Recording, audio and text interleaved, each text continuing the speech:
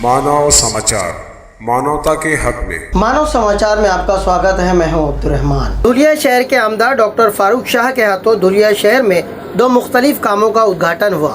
आने वाले दिनों में तकरीबन 6 करोड़ की लागत से धुलिया शहर के मुख्तलिफ मकामात पर सड़कों की तामीर होगी, जिनमें जे.के. ठाकरे से लेकर जूना राष्ट्रीय मार्ग तक रोड बनाई जाएगी, जिसकी लागत तकरीबन 4 करोड़ रुपए है।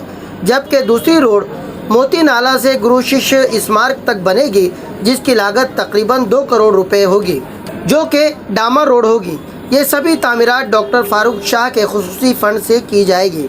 उद्घाटन के वक्त MIM के चारों कारपोरेटर्स, कांग्रेस के साबिर शेख और युवराज आभा करंकाड़ मौजूद थे। धुलिया से जमील शाह की रिपोर्ट।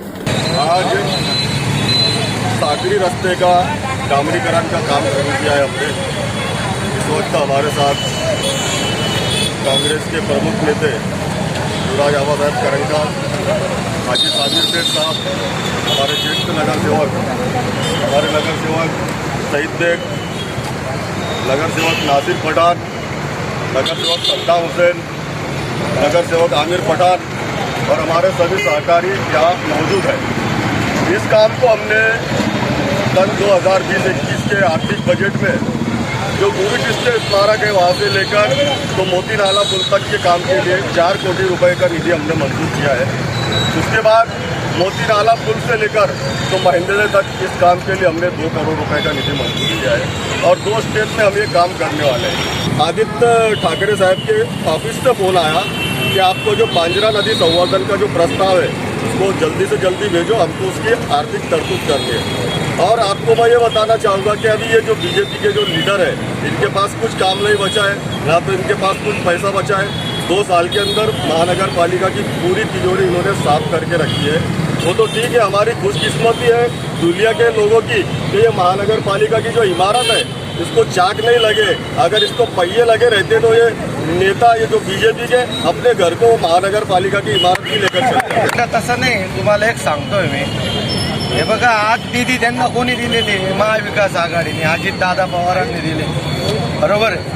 तर आमचं आणि त्यांना सगळे मंत्री सांगता, काम जेव्हा मंजूर झालं सगळे मंत्री त्यांना सांगता की महाविकास आघाडीच्या प्रमुख नेत्यांना पण तुम्ही बोलवा।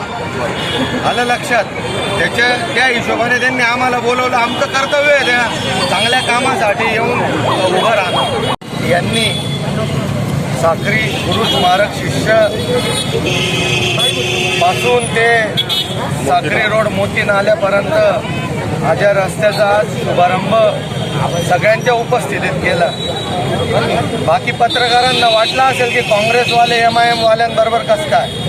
मला एक सांगायचं आहे की महाविकास आघाडी सरकार दुधाभाव करणारी सरकार नाही आणि महाविकास आघाडीने त्यांना निधी दिलेली।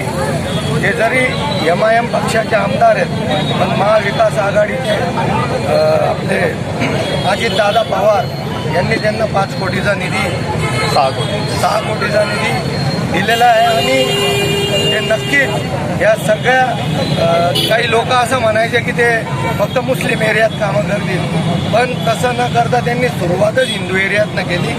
आणि करोना काळात सुद्धा कोणालाच अक्कल आली नाही, पण आमदारांनी ऑक्सिजन प्लांटसाठी ह्या सिव्हिल हॉस्पिटलमध्ये भूमिपूजन केलं। मी त्यावेळेस बाहेरगावी होतो। असं काम कोणाला सुचलं का? माझं असं म्हणणं आहे, ज्याचं श्रेय त्यालाच द्यावं। त्यांची मेहनत आहे, ते काम करताय, भले ते MIMचे असो, ते काम करताय। तुम्ही जे काम करताय त्यांना फुकट फौजदारी कोणी करू नये, कोणी इकडे तिकडे चक्रा मारू नये। ज्याचं काम आहे त्याला श्रेय द्यायला पाहिजे आणि चांगलं काम चालू आहे तर चांगलंच म्हटलं पाहिजे।